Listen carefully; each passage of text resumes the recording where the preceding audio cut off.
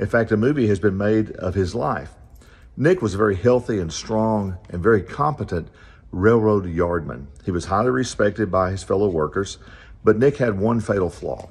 Nick's flaw was he was an eternal pessimist. He just always thought the worst. Well, one day, the men were let go a little early because they wanted to celebrate the foreman's birthday. And so they were allowed to leave an hour early. Well, Nick, being the eternal pessimist, had to check everything, and he accidentally locked himself into a refrigeration car. Well, it was midsummer. He's in that refrigeration car.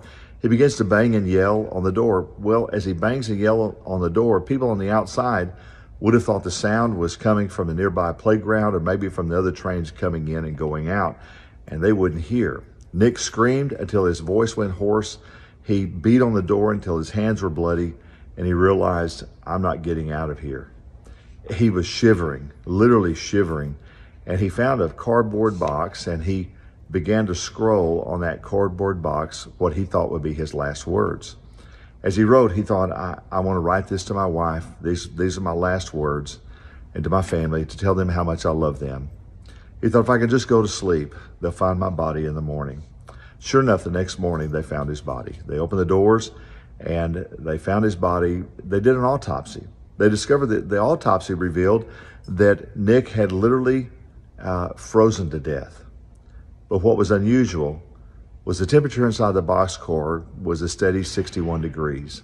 There's plenty of fresh air, and Nick, because of his own pessimism, because of his own negative thoughts, literally talked himself into freezing to death.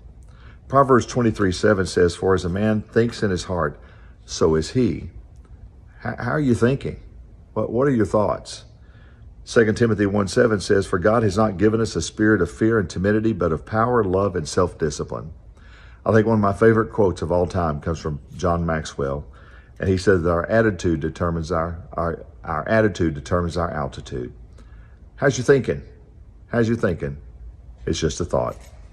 Man, I pray you have a blessed day. Looking for a great church to come to? Come on down to Meadowbrook. We'd love to have you. 945